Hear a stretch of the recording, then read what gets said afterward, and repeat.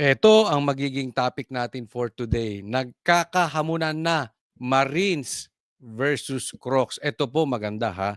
Kasi mapupunta na tayo doon sa magkakalabasan. Ang importante, pumapalag yung kabila. At syempre, lalabas lahat ng ebidensya. Tingnan natin, pag-usapan natin yan. Pangalawa, BBM, tinago na. Ay, eto na. Tumatago na ang addictus. Pangatlo, people power, nilangaw. Pang-apat, mandatory drug test para kay Bato. Ayan. At marami pa tayong sasabihin patungkol dito sa 18K, itong 18 Marines. Mai-interview po namin at meron po tayong nakuha na mga balita patungkol dito. So pag-uusapan po natin yan. Standby po kayo, okay? Ako po yung nagpapaalala bago po natin simulan itong vlog na ito. Huwag pong kakalimutan i-like tong video na ito. Muli po, napaka-importante. Kaya pinapaalala ko, napaka-importante po sa atin na magtulungan dahil merong media blackout. So, i-like nyo po itong video na ito and i-share po ninyo. And doon sa mga hindi pa po subscriber, konting lambing, subscribe po kayo dito sa channel ni Coach Oli News PH. Hindi na po natin pagtatagalin. Diretso na po tayo agad-agad sa ating topic dahil kay Coach Oli, bida ang balita. Nako, simulan po natin dito ha. Ito po, gaya ng sabi ko, hindi sila nakasagot kahapon. Nag-meeting muna eh. Di ba? Tama tayo. Magmi-meeting muna. At tingnan po ninyo ang sagot nila. Iisa. So, importante na pag-uusapan natin to dahil sumagot na yung kabila. Aba, hamunan na to. Okay? Tingnan po natin ito. Bigyan natin komentaryo. Lousy script. Yon. Hindi pang award-winning. Hindi malinis. Alam mo na may kasinungalingan. Yon. Lousy script. Siyempre, itatanggi mo. Balita ko, sabi ni Chavit Singson, kumita ka daw. Meron ka ding daw budget. Hindi ko alam kung galing kay Bongbong o galing sa maleta. But of course, normal yan. Spokesperson ka ng Malacanang. Ipagtatanggol mo yon. Ang tanong, dininay nyo ba?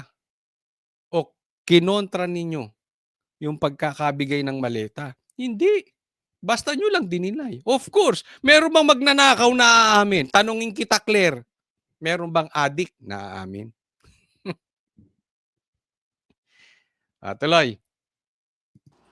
Ganito tinawag ni Palace Press Officer Claire Castro ang akusasyon laban kay Pangulong Bongbong Marcos na inilahad ng mga retiradong sundalo na iniharap ni Atty. Levito Baligot. Sabi nila, naghatid daw sila ng mali-maletang pera sa iba't ibang mga personalidad at politiko, kabilang si Pangulong Bongbong Marcos.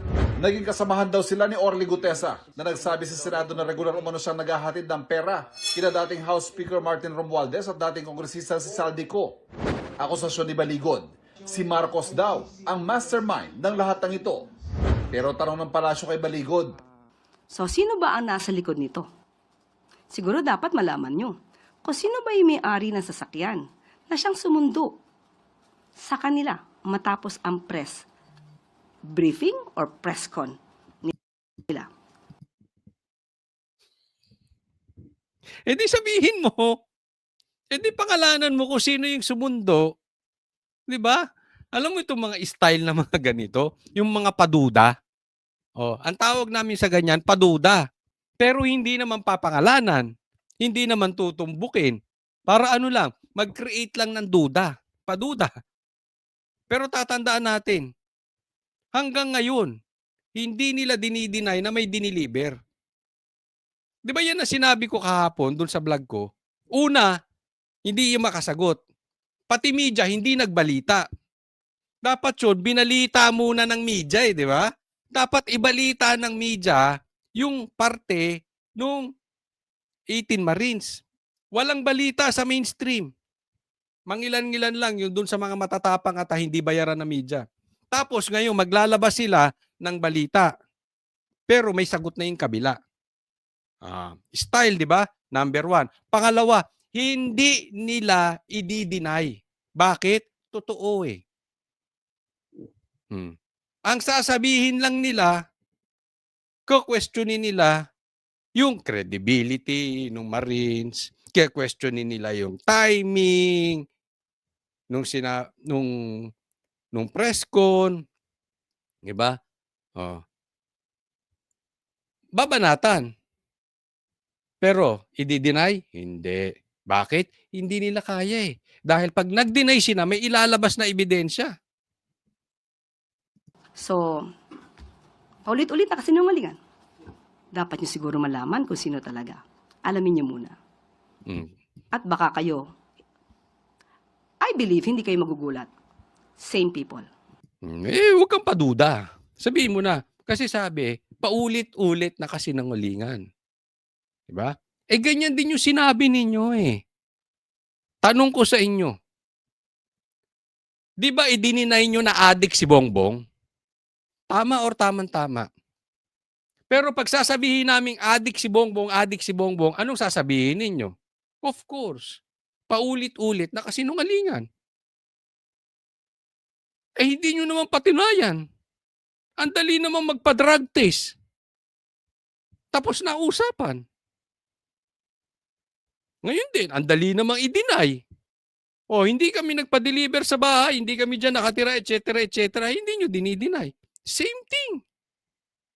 Parang yung drug test lang. Diba? Sinasabi nyo kasinungalingan.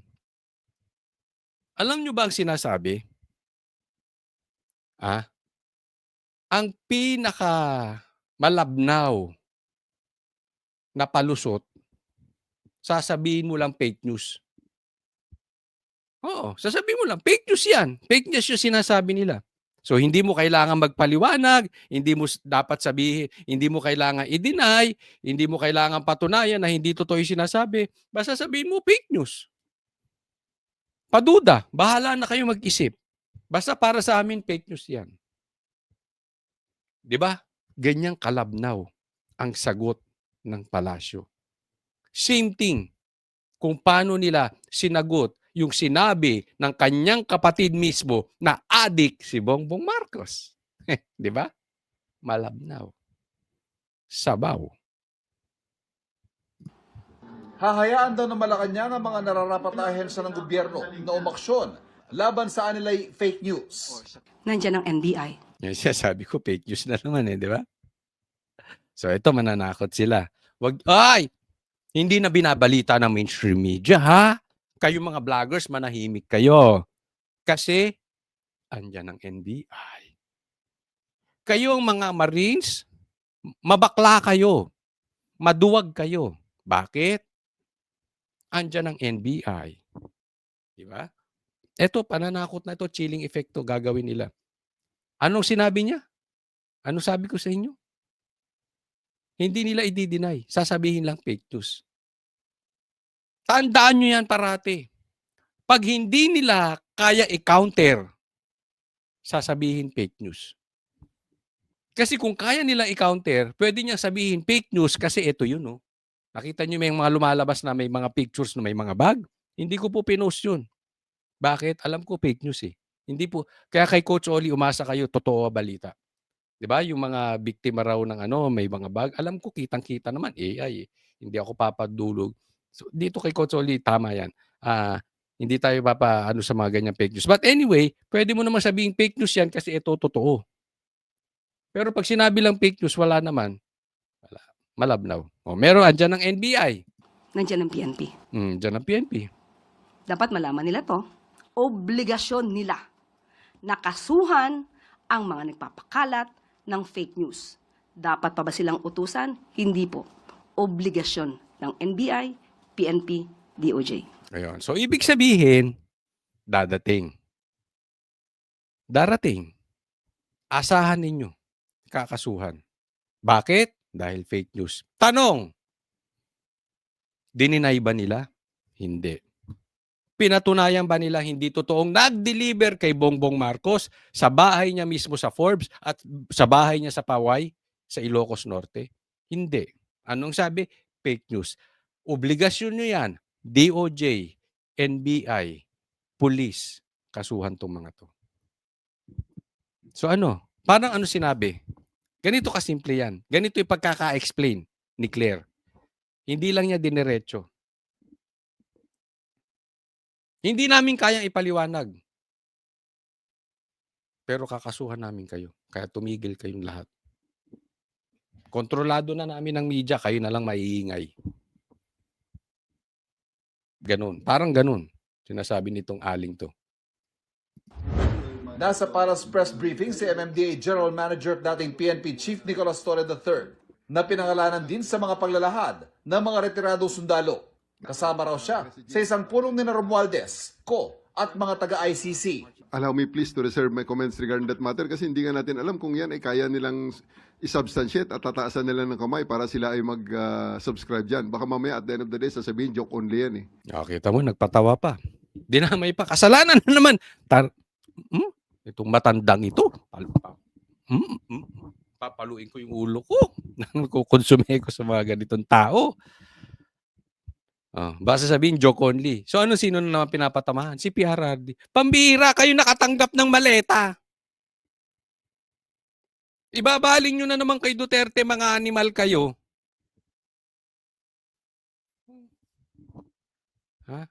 Ngayon, sabi ni Claire, responsibilidad nyo mga pulis. To PNP chief, di ba? So, hindi nila i-deny, sasabihin lang fake news at kakasuhan ng pulis. Eto, ex-PNP chief, dinideliveran din ng maleta. Sino pa? DOJ. Yung dating SOJ, si Boying, binanggit din. Malawakan tong sindikato, kayo-kayo eh. Di ba papakasuhan nga sa ombudsman? Papaimbestigahan sa ombudsman? Isinabit na daw o isasubmit sa ombudsman? Sabi ng mga Marines. Ano asahan mo sa ombudsman si Boying? Pati nga si Boying di ba? May kinalaman sa ICC. Pambihira naman, no? Anong nangyayari dyan? Di ba? So it's really non-issue right now for me because hindi naman akong bida dyan. Oo, hindi ikaw bida. Pero ikaw, sa tingin ko lang sa tingin ko, pag upo ni BP Sara, ikaw ang bida. Kaya ako unang tatawa. Ay, sasamahan niyo ako. Pag nakaupo si Sara, kaya lang baka patayin. Huwag sanang patayin si Sara, no? Kasi sure win yun eh. Para sa GMA Integrated News, Ivan Mayrina nakatutok, 24 oras. Ito pa. Pinabulaanan naman ng mga nabanggit ng mga umunoy dating militar ang alegasyon laban sa kanila, sabay question sa timing nito kasabay ng pagdinig ng ICC. Sabi pa ng Philippine Navy, hindi nila naging miyembro ang ilan sa mga ito habang ang ilan dishonorably discharged. Nakatutok si Mav Gonzalez. Sa gitna ng resolusyon ni Senadora Amy Marcos na imbestigahan ang mga revelasyon ng 18 ex-military personnel, sabi ni Senate President Pro Tempore Ping Lacson, dapat i-evaluate muna kung ano ang kredibilidad ng source at ang reliability ng impormasyon nila. Pinky! Halatang-halata si Pinky. Sabi ni Amy, imbestigahan sa Senado. Kasi baka peke. Ang sabi ni Pinky, wag muna. Tingnan muna natin. Pustahan tayo. Hindi papaimbestigahan ni Pinky at saka ni Soto. Tatama na naman tayo. Baka sabihin niya nakachamba na naman tayo. Pustahan. Ayaw si Tito Soto at saka si Pinky. At ang reliability ng impormasyon nila. Ang mga ex-military personnel na ito, bahagi raw ng sistema ng paghahatid ng mali-maletang pera sa ilang opisyal ng gobyerno, kabilang umano si Pangulong Marcos. May mga portions doon na pwede na sabihing credible, pero may mga questionable. Number one, ang sinabi lang 805 billion yung napunta, yung pinamahagi o napunta kay Congressman Saldi. Nag-abogado na naman si Pinky. Halatang-halata si Pinky. Ang yaman na siguro nito. Ang dami na siguro nitong nasubi. I mean, para talagang isanla mo na yung kaluluwa mo sa damonyo. Hindi po puwedeng walang kapalit na yaman 'yon. Halatang-halata, eh. Tignan mo nag-aabogado siya. Oh, paano niya in-explain? Tingnan niyong mabuti, anong sabi niya? Meron naman parte do'n na may punto sila. Pero meron ding parang kaduda-duda. Tapos in-explain niyo na yung kaduda-duda. Hindi niya sinabi kung ano yung meron silang punto. Nage-gets niyo kung paano nila kunwari balanse siya. Oh, may tama yung mga Marines. Pero may mali din. Tapos ito, ang haba na nung sinabi niya sa mali. Di dapat sana sinabi mo ano yung tama. Sinabi mo din. Pinky talaga.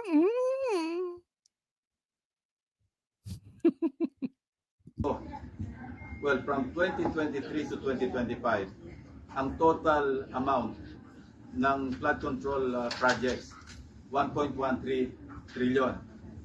So kung ang napunta kay Congressman Saldico allegedly 805, that's at least 70% of the total appropriations for the same period sa flood control projects. So puro ghost na yung nandun. Saan manggagaling yung napunta kay Bernardo? Saan ang napunta kay Alcantara? So, sobra yung computation. Sobra computation. Sumulat So, ang punto rito, may napunta kay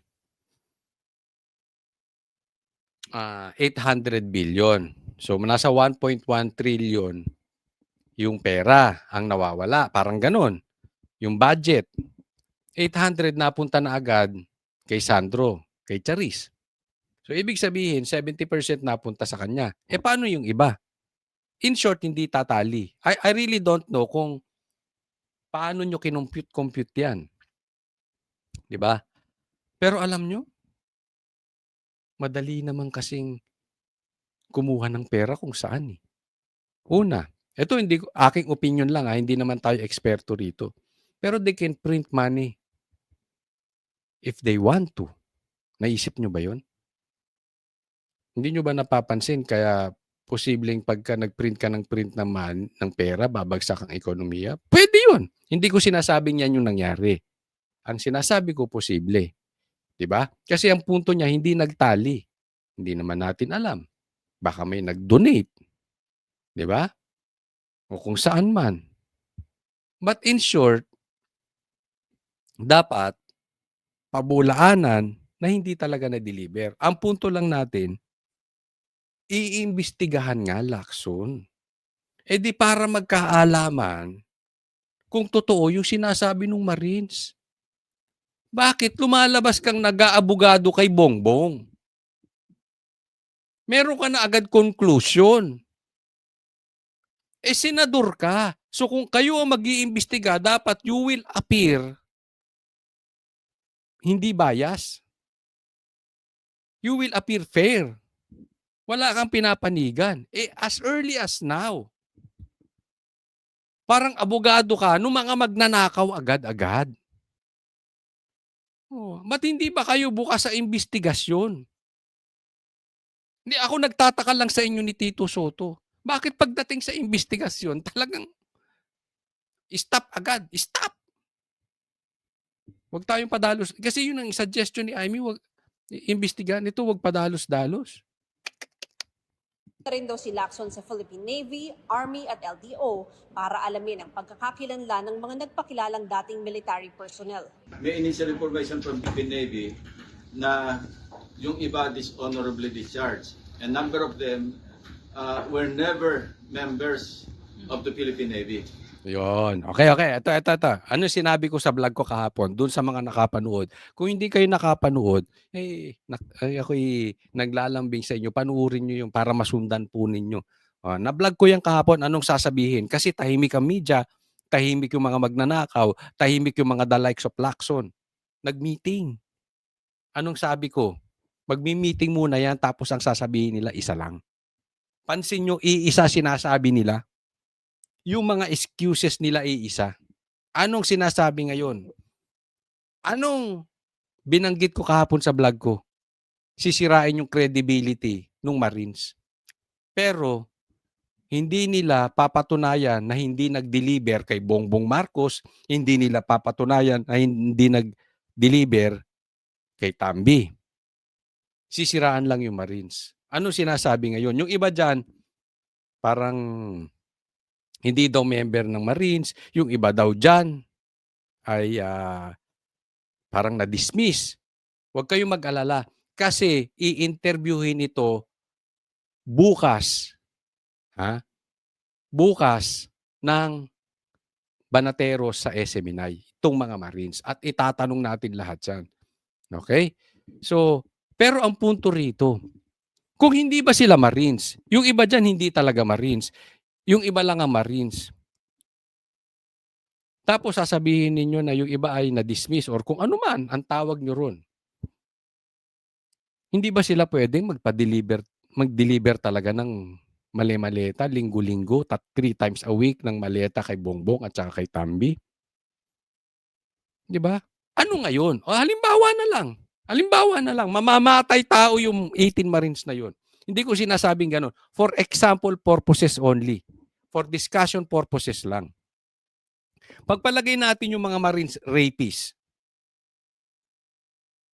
Pero sila talaga yung kinuha ni Saldico para magbuhat at mag-deliver ng pera. At talaga namang nag-deliver sila kay Bongbong Marcos sa bahay niya. Ibig ba sabihin, hindi na totoo kasi rapist sila? Hindi ko po sinasabing rapist. Example lang yon. Anong punto natin dyan? Malabnaw yung excuses nitong mga to. Ang dali namang sabihin di ba? Kaya nga kino-compare ko yan sa adik. Ang dali namang sabihin, hindi ako adik. Magpa-drug test ako. Parang ganun, di ba? Ba't hindi mabanggit ni Bongbong? Ito, ang dali namang sabihin, hindi, wala kayong diniliver sa bahay. Wala. Hindi. Anong ginagawa? Sinisiraan. Bakit? Kasi alam nila may ebidensyang ilalabas na nag-deliver talaga sa bahay.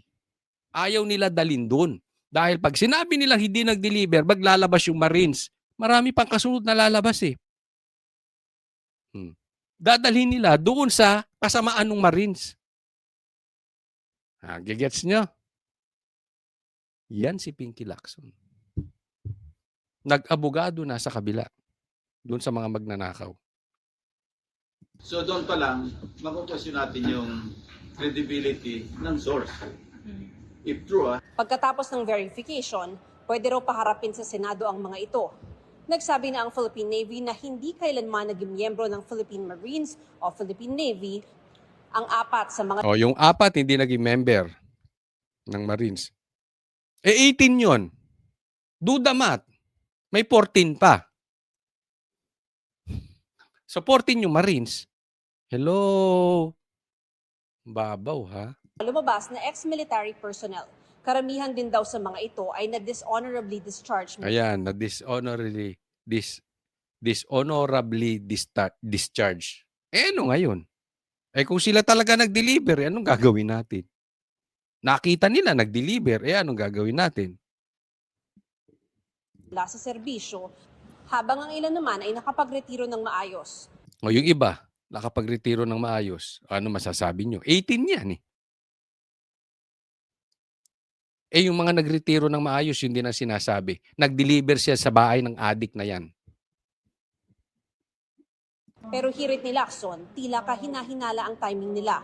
the timing, parang nakatiming to, bakit yung ICC ngayon na nakapokus? Ang pinoproject doon is napaka-corrupt ng ICC, di ba?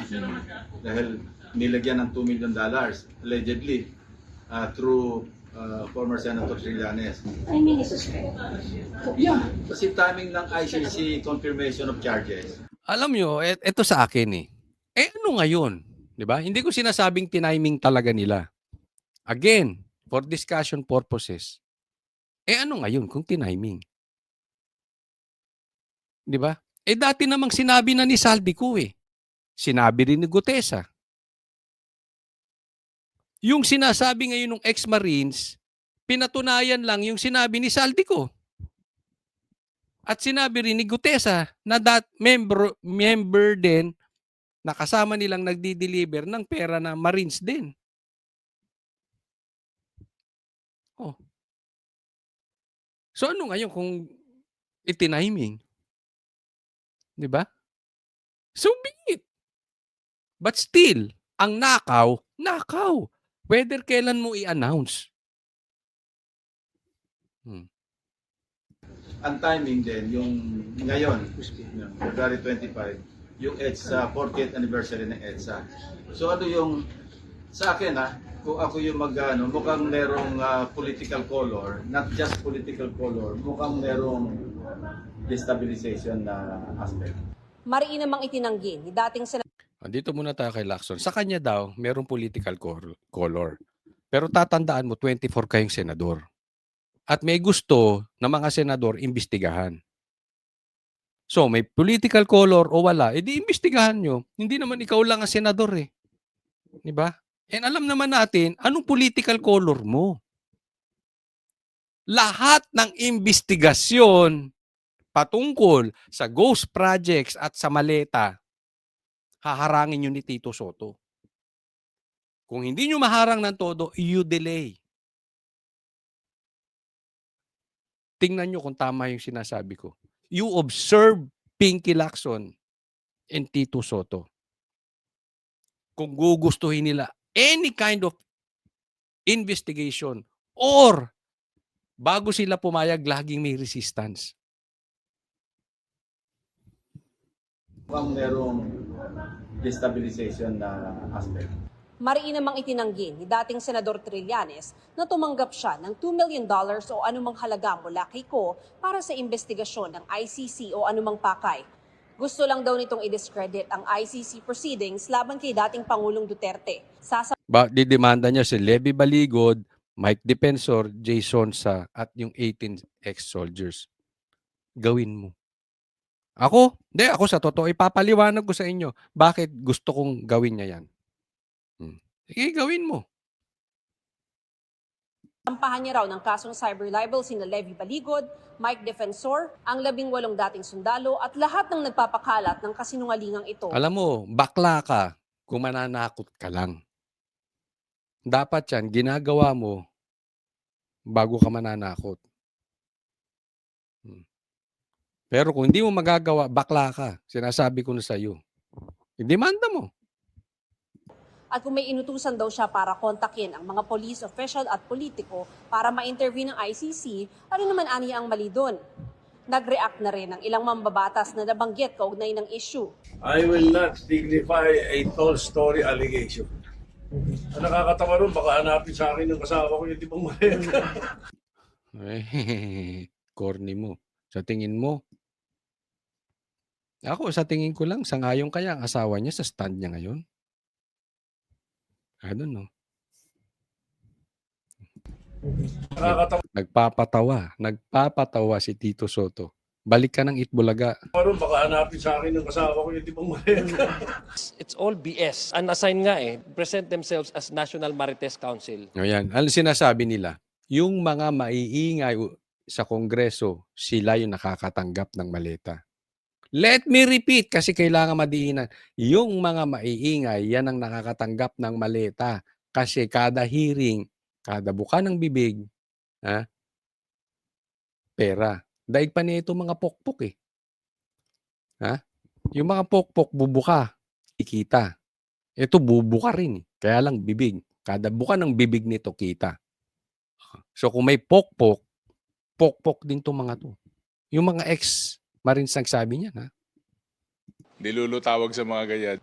Sabi naman ni Representative Laila De Lima. Bakla, ako nagtatanong lang Uli. Marites Council. Bakla ba to? I have nothing against kasi yung siya eh. Tatanong ko nga kay Sir Jack. Kasi yung galawan niya parang bakla. Tsaka alam mo yung mga hirit niya? Parang gay linggo eh. Linggo ba ang tawag niyo ron? Lingwahe ng mga bakla. Tawag sa mga ganyan. Sabi naman ni Representative Laila De Lima na nabanggit din sa affidavit Tingnan na lang ang timing ng paglutang ng ex-military personnel na tumaon sa confirmation of charges ni dating Pangulong Duterte, pati na sa pag-usad ng impeachment complaint laban kay Vice President Sara Duterte. Tinawag ng chief at katawa-tawa ang paglutang ng mga alegasyon na layon lang daw i-distract ng mga tao mula sa tunay na issue, ang paghusga sa mga Duterte. Ang timing O, kita mo lahat sila, ano sinasabi? Timing, timing, timing. Kahapon yung press con, hindi nagbalita ang media, hindi nila binalita yung sinabi sa press con, inantay nila yung GC siguro, tapos iisa sila sinabi, oh, ito sasabihin natin ha, timing. Questionin nyo yung timing. O, nung sasagot na itong mga congressman, saka nagbalita yung mga media. Kasi may sagot na, pagbalita nila, may sagot na yung congressman. May sagot na yung mga magnanakaw, di umano. May sagot na yung mga kumikbak ng maleta. Galing, no? Nakita nyo? Nakita nyo anong galawan ng mga animal?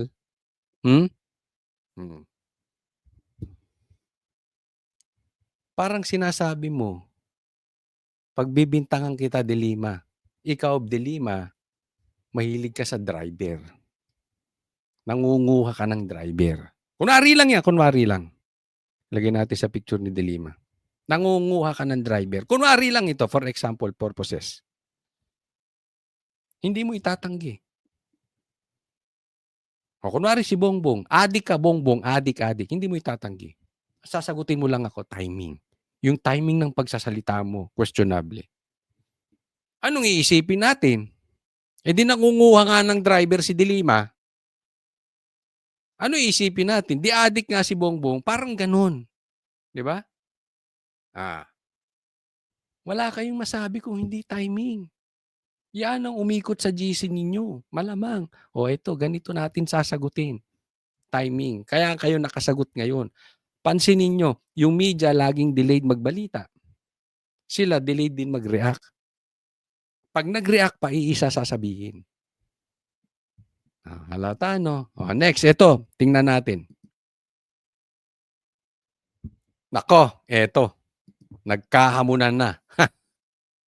Nagkahamunan na. At ang sinabi, basahin po natin ang sinabi ni Mike Defensor. I challenge all those accusing the brave 18 ex-Marines and soldiers of lying to face them and call for a formal public hearing. Yan, nagkahamunan na. Public hearing. Test the claims under oath. Lahat kayo mag-under oath. Diba yan ang lagi nilang sinasabi? Ay, hindi kami papayag kay Saldico kasi hindi siya makapag-take ng oath. Eh ngayon, hinahamon kayo ni Defensor. Kaya nga sabi ko kay Trillanes, kung magdidemanda ka, magdemanda ka. Magdemanda na kayo, mga animal kayo. Bakit? Para naka-under oath kayo lahat. Kasi, pag dinimanda nyo at itinanggi ni Trillanes na hindi siya pinadalhan talaga ng pera, under oath din si Trillanes. Under oath din, etong mga to. Sige, go. Test the claims under oath, sabi ni Mike Defensor. Kaya nga anong sabi ni Amy? Imbestigahan sa Senado. Kaya lang, ayaw ni Pinky. Marami pa siyang echebureche. Marami pa siyang sinasabi. I-test muna daw yung, hindi ko alam kung anong iti-test niya. Hindi ko alam. May drug test pa ata si Bongbong animal na yan. Bakit? Ayaw nyo imbestigahan? Under oath. Di ba? Lagi nyong hinahamon. Pati si Gutesa, yung kanyang pagka-oath. Binigyan nyo ng duda dahil yung kanyang notaryo. O eto, naghahamon, under oath. Duwag kayo pag hindi kayo pumalag sa hamon ni Mike Defensor. Sabi niya, the truth does not fear scrutiny. Only those who wish to evade it do. Sa madaling salita, kung nagsasabi ka ng totoo, hindi ka takot, himay-himayin. Balikan ko ulit yung drugs. Kunwari, magbibintangan mo ako na adik. Sige, under oath tayo. Drug test tayo sabay, araw-araw. Hindi ako takot. Bakit? Hindi ako talaga addict. Never kong tinikman yan. Pero kung addict ako, takot ka sa drug test. Same. Yan yung sinasabi. Oh, matatakot ka sa scrutiny. Eh, ganyan na nga eh. You will evade it. Ano bang ginagawa ni Pinky Lacson? Ini-evade niya na. In protection doon sa mga magnanakaw. So, panawagan. Mga kapatid, mga taong bayan, tulungan po ninyo ako. Ikalat po natin. Ikakat version ko ito. Tulungan ninyo ako i-share itong hamon na ito ni Mike Defensor. Pag takot kayo sa hamon ni Mike Defensor, adik kayo. Pag takot kayo sa hamon ni Mike Defensor, it means magnanakaw ka nga. Sige, let's do this. Public hearing tayo under oath. Marinig ng publiko. Ito gusto ko nagkakahamunan. Put your money where your mouth is. Di ba? Postahan tayo. Hindi sila papalag. Bakit? Guilty. Kaya tulungan nyo ko. Ika-cut version ko to, abangan ninyo sa YouTube tsaka sa Facebook. I-share po ninyo itong hamon na ito. Tayo rin mismo hamunin natin. Magkaroon ng public hearing under oath. Para matapos na to. Magkaalaman. Kung nagsasabi ka ng totoo, hindi ka matatakot. At kung sa tingin nyo, dinidisregard ninyo o ang kanilang mga sinasabi, gawin nyo rin under oath. Diba? Kung hindi totoo sinasabi nila. Kayong mga congressman, gawin nyo under oath. Diba? Tapos ang usapan. Hamunin natin sila. Tulungan nyo po ako. Ito po, next po. Isa pa to. Ako, magtatanong lang. Totoo bang sinabi mo to, Garcia? Kasi ang daming kumakalat na fake news ngayon. Nakita ko lang to. Kaya tinatanong natin, totoo bang sinabi mo to, Garcia? Kasi kung sinabi mo ito, isa ka pa. Basahin natin. George Garcia ng COMELEC, pinag-aaralan ang pagsasampa ng kaso laban sa mga nagpakilalang ex-Marines. Gawin mo na magkalabasan ng ebidensya at maglaban kayo sa korte under oath. Pero kung ako nga sa'yo, tanggapin mo yung hamon ni Defensor. Public hearing. Under oath kayo pare-parehas na magkaalaman. Kung duwag ka, kasi ito importante ito eh.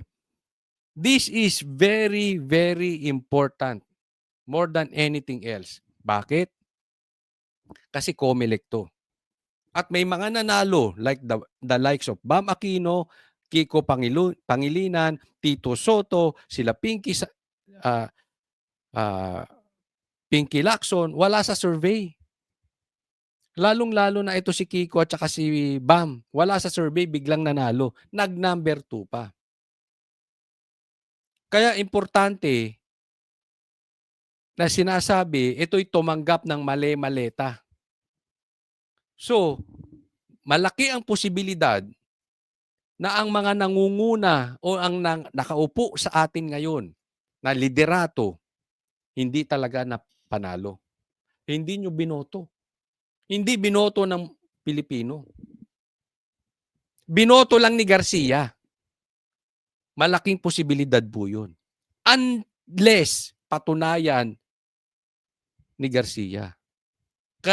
Kung meron man nahaharap sa public hearing, itong mama na to ang isa sa pinaka-importante humarap at imbestigahan.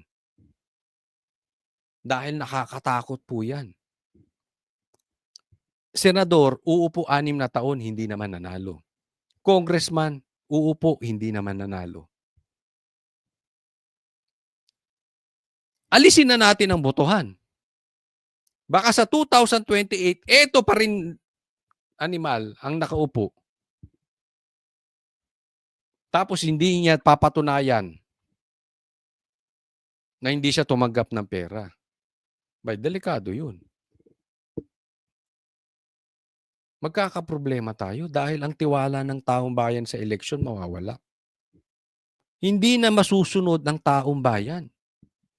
Kasi kung nagpanalo kayo nang hindi naman panalo, ibig sabihin, mandato ni Garcia yan.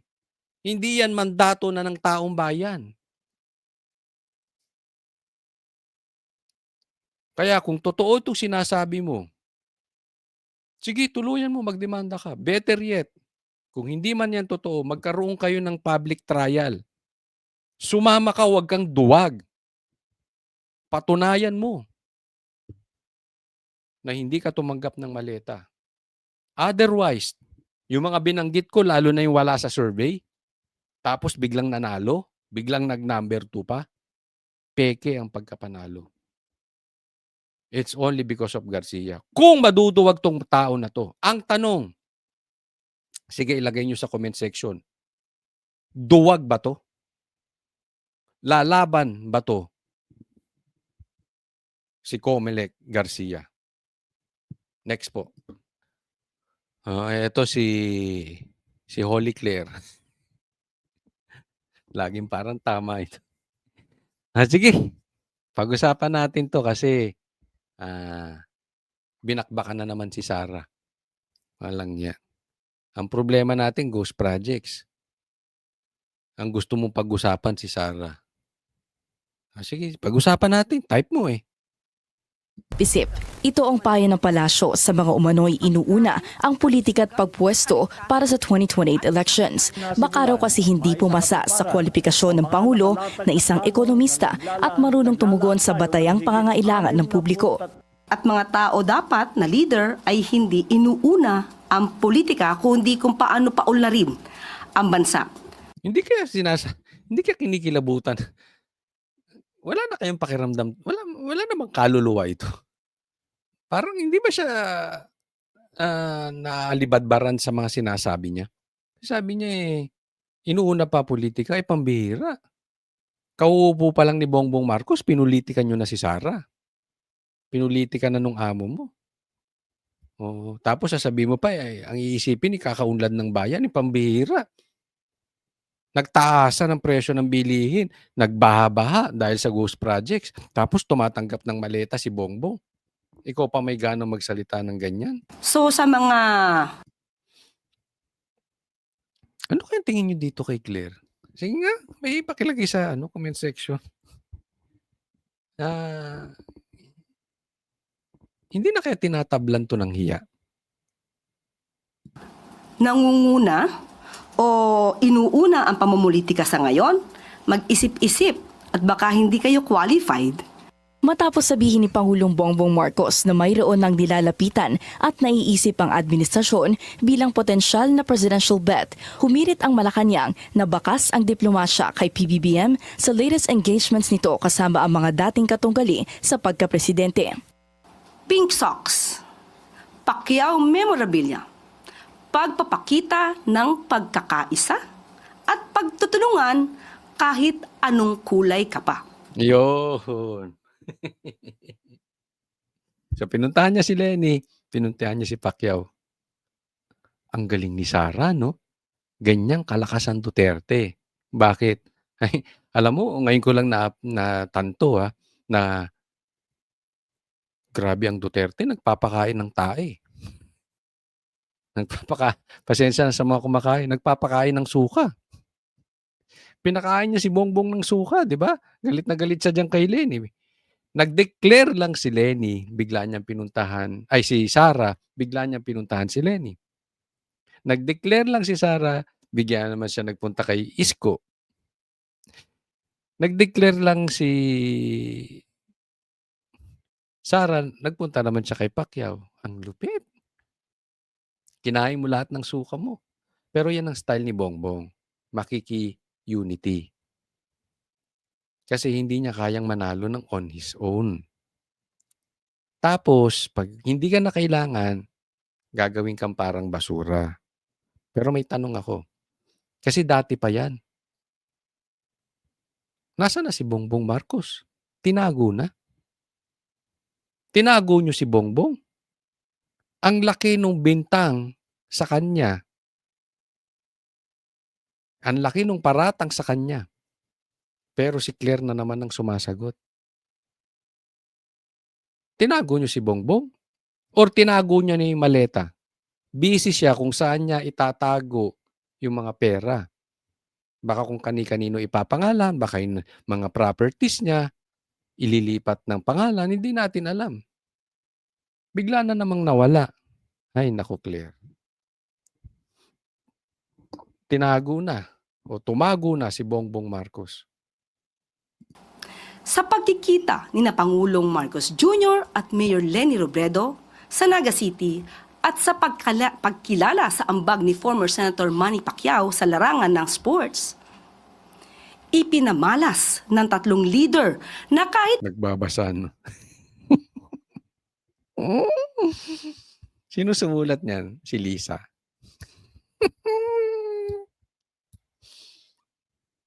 naging magkakatunggali sila sa nakaraang eleksyon ay hindi ito magiging hadlang sa pagtutulungan at pagsiserbisyo para sa bayan. Hindi raw maaasahang papangalanan ng Pangulo ang mga napupusuan niya, pero nananatiling maingay ang usapin ng pagbuo ng alyansa sa pagitan ng administrasyon at oposisyon. Sa pinakahuling pagkikita ng mga lokal na pamahalaan, spotted sa social media post ni PBBM ang litrato nila ni Naga City Mayor Leni Robredo sa nasabing event. Ito wala talagang bayag to si Bongbong. Pasensya na po walang paninindigan talaga to si Bongbong. Parang hindi lalaki. Pagdating sa pagpapatakbo ng gobyerno, nagkomento naman si Vice President Sara Duterte at sinabing tila kalat ang administrasyong Marcos at hindi lahat ng cabinet secretaries ay magaling. Sagot ng palasyo, Let us look who's talking. mukhang tumama naman daw ang bise dahil bilang naging Deputy Secretary ito, hindi raw naman inaasahan ni PBBM na ang itinalaga at pinagkatiwalaan niyang hahawak sa ahensya ay aamin pala na wala siyang alam sa larangang ito. Goes vouchers, goes food packs, goes laptops, goes school materials. Lahat ng multong ito ng Vice Presidente, nung siya ay DepEd Secretary, huwag niyang ipahid kay Pangulo. Alam mo, ganito lang kasimple yan. Kung lahat ng mga sinasabi ni Claire, totoo, hindi sana malakas si Sara. Alam mo, ako naniniwala ako, malakas si Sara because Duterte siya. Given na po yun. Pero alam nyo, kung talagang totoo yung binibintang kay Sara, regardless kung Duterte siya, hindi po malakas si Sara. At kung totoong nagtatrabaho si Bongbong Marcos ng maayos, makakalimutan na ng taong bayan ang Duterte. Alam niyo ba kung bakit until now malakas ang Duterte? Dahil yung iniwang legasya ni PRRD na i-compare sa ginagawa ni Bongbong. It's just like night and day. Araw at gabi. Ganun ang difference, ang layo. Pero kung ginawa ni Bongbong Marcos ang dapat niyang gawin, yung dinoble niya, triniple niya yung ginawa ni PRRD, makakapurma ba si Sara? Tapos ganyan ang bintang nyo kay Sara? Hindi na makakapurma si Sara. Kaya lang kasi, hindi totoo yung bintang nyo kay Sara at adik yung presidente at hindi nagtatrabaho, kaya nananatiling malakas si Sara. Mahirap bang intindihin yung bilang abogado? Lahat daw ng kalat na ito ng bise, winawalis ngayon ng administrasyon ni Secretary Sonny Angara. Ngayong mayroon ng mga pinagpipili ang pambato ang administrasyon, makakalusot kaya sa 2028 elections ang umano'y multo ng vice-presidente sa Malacanang. Para sa agenda, Ivy Reyes, Billionaire News Next po Channel. tayo. Ito, pag-usapan natin yung naganap na people power kanina. Nilangaw. Wala na talaga. Nagpahayag ng mga mensahe.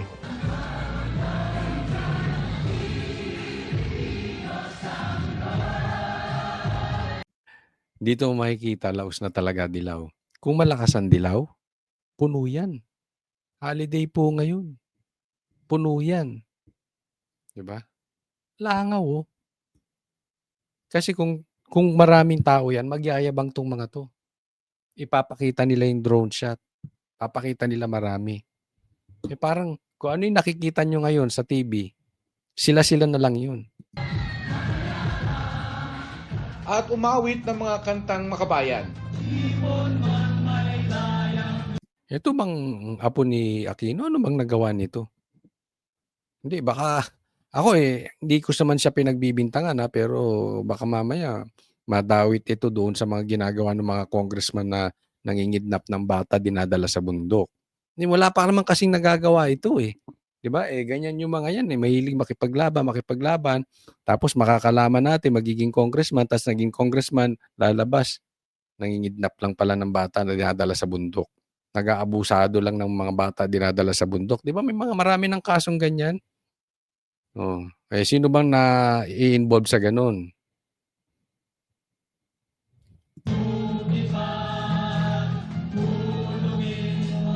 Kaya ako tinatanong ko, ano lang ba nagawa nito? Hindi sa pinagbibintangan natin baka lang mangyari sa kanya yan eh. Kasi yung ganyan-ganyan nagsisimula yung mga, kunwari may pinaglalaban, wala pa namang nagagawa. Di ba? Sa White Plains Avenue, nagtipon ng iba't ibang grupo para sa main program.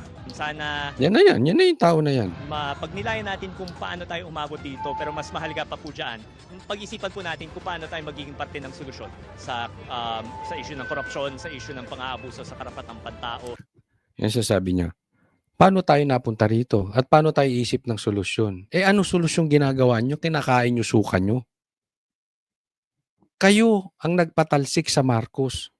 Sinasabi nyo, diktador ang Marcos, mamamatay tao ang Marcos, mapang-abuso ang Marcos, galit kayo sa mga pinatay ng mga Marcos nung martial law. Tapos sinasabi nyo, ganun din si BBM. Tapos pinoprotektahan nyo ngayon. No wonder, nilalangaw na kayo. Kasi wala nang tiwala ang taong bayan sa inyo eh. Namumuliti ka na lang kayo. Alam mo, marami akong kaibigan na dilaw at pink na totoo naman yung kanilang pinaglalaban. Kaya lang marami sa kanila disappointed na. Parang yung liderato nila magagalit kay Marcos, biglang poprotektahan si Marcos. Akala ko ba magnanakaw yan? Sinasabi nyo magnanakaw si Marcos. Tapos ngayon kinakampihan ninyo. Dahil ayaw nyo lang mapaupo si Sara. Di ano yan? Namumuliti ka lang kayo. Kasi kung magnanakaw, magnanakaw. Whatever it is, magnanakaw yan. Kung mamamatay tao yan, mamamatay tao yan. Kung kurap yan. Regardless kung uupo si Sara o hindi. Anong pinanindigan? Kaya marami tuloy dilaw, nadi-disappoint na rin sa mga liderato nila eh. Next topic po. Ito pag-usapan natin, dapat, alam mo, sinisimulan nyo ng magkaroon ng panawagan na magkaroon ng mandatory drug test. Ito, kung ako kay Bato, ito ang sasabihin ko. It's really about time na managot na magkaroon ang mga opisyal natin ng obligasyon na ipakita sa taong bayan na sila ay fit to work. Pag-usapan natin ito. Ordinaryong manggagawa, kapag hindi ka nagpakita sa trabaho, tanggal ka sa trabaho, di ba? Same standard, same ethical standard mo dapat ay nakikita natin sa mga nahalal natin na opisyal ng bayan. So ito obviously, ang gusto niya, yung ordinaryong tao, pagka hindi pumasok, tinatanggal. So obviously, this is in preparation for BP Sara's impeachment. Kasi mababawasan. Gusto nilang ipatanggal si Bato. Kaya irereklamo nila sa ethics. Okay? O suspindihin. Hindi ko alam kung anong trip nitong mga ito. No? Pero alam naman natin ang gusto nitong mga to. So para sa kanila, dapat kung ano yung ina-apply natin sa mga ordinaryo mamamayan, yun din ang i-apply natin sa mga senador. Kasi nga, kung hindi ka pumapasok, tatanggalin ka. Bakit? Pag senador ka, pwede ka hindi pumasok, tatanggalin ka. Kung ganyan ang argumento nyo, dapat itong sasabihin nga ni Bato. Mandatory drug test. Kasi kung ikaw ay ordinaryong empleyado at addict ka, di ba tatanggalin ka?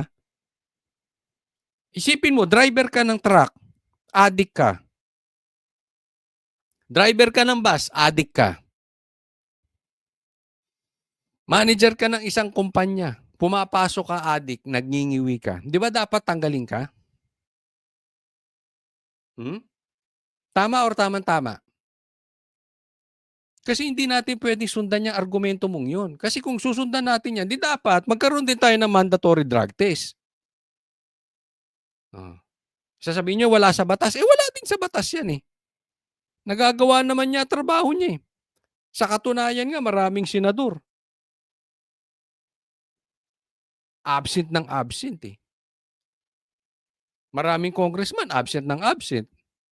Bakit? Pumapasok ba? Si Romualdez ngayon? O bihira ring makapasok? Diba? Kung i-apply nyo doon sa Speaker of the House, i-apply nyo sa Presidente, pwede. Patas. Gusto nyo patas, di ba? Tulad ng isang senador. Dapat nga mas mataas pa yung standard natin sa mga officials kasi pondo ng bayan ang pinangsusweldo sa kanila. Ayun. Tama ka dyan. Sasangayon ako dyan. Panawagan nyo rin. Kung kaya nyo ipanawagan kay Bato, ipanawagan nyo rin sa Presidente. Ipanawagan nyo rin kay Tambi. Pasok din siya.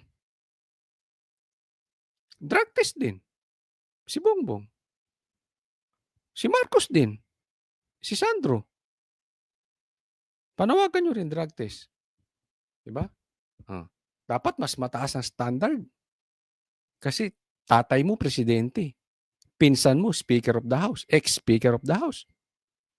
Yung anak, congressman din. Pero siyempre, alam ko, hindi kayo papayag. Hindi nyo papanawagan yun. Bakit? Eh, siyempre, alam naman natin, pare-parehas kayo dyan eh. Kain suka kayo eh.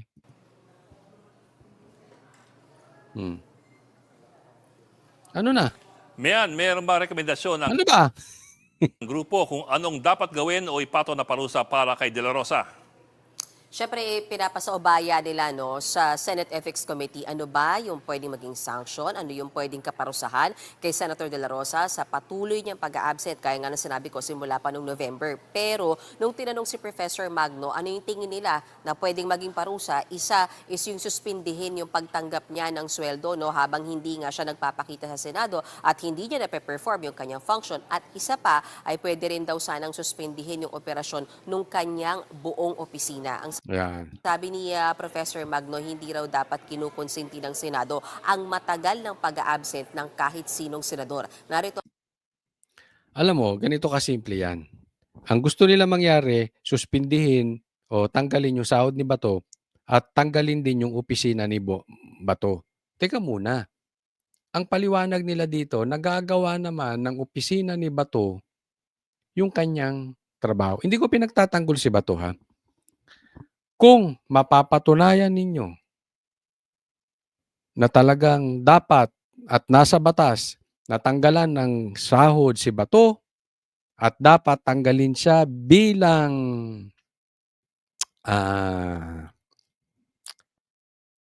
yung opisina niya tanggalin bilang senador o tanggalin yung kanyang opisina, okay lang yun, walang problema. Basta patas tayo, hindi kayo double standard. Kung gagawin nyo kay Bato, gawin nyo rin sa iba. Kung irereklamo nyo si Bato, gawin nyo rin dun sa iba. Ang problema kasi dito, lagi silang nakatingin lang dun sa mga Duterte. Alam naman natin yung ginagawa nito mga ito. Kung ang gagawa ba nito ay kaalyado nila, gagawin nila, irereklamo nila, dapat uunawain nyo yung sitwasyon. Si Bato ay may danger na kuhanin ng ng ICC. Hindi nyo ba alam, obligasyon niya ng pamahalaan na protektahan ang Senado o kahit sinong member o kahit sinong Pilipino na hindi pwedeng bitbitin ng ICC basta-basta. Kaya lang, ginawa kay PRRD. It means, pwedeng gawin kay Bato. Bibit-bitin lang si Bato, hindi dadaan sa korte natin, hindi dadaan sa due process, bibit-bitin lang sa eroplano. So kung dapat, nag-iisip ng tama itong Magno ba ito, dapat nakikita niya may problema talaga tayo sa gobyerno. Instead of being judgmental kay Bato, at kay Bato lang, o sa mga Duterte allied senators lang, dapat iniintindi niya, teka muna, may responsibilidad ng gobyerno. May parte ang gobyerno dito. Hindi tayo dapat nagbibigay ng mga basta-basta na kapwa nating Pilipino dahil kalaban natin sa politika. Diba? Manindigan naman kayo para sa Pilipino. Hindi na po ito tungkol sa kalabang ka ba namin o hindi. Ito'y dapat sinusunod. Isa ka pa, Magno, na dapat nagsasabi, Magno nga kung hindi ko kilala to na nagsasabi na dapat sinusunod ang batas ng Pilipinas. Kaya lang hindi na nasusunod yung due process Nauunawaan nyo ba? Ako, hindi ko sinasabing tama si Bato. Pero kung ako rin siguro yung senador at gaganituhin, baka gawin ko rin yung ginawa ni Bato Baka din. Hindi ko sure. Hindi naman ako magiging senador. Ang punto ko lang dito, wag tayo masyadong judgmental pagkalaban natin sa politika. Nakikita nyo naman na yung pagkidnap kay PRRD, politikang politika lang Di ba? Aminin nyo man sa sarili nyo o hindi, pinulitika ninyo si PRRD. Ginamit ang ICC.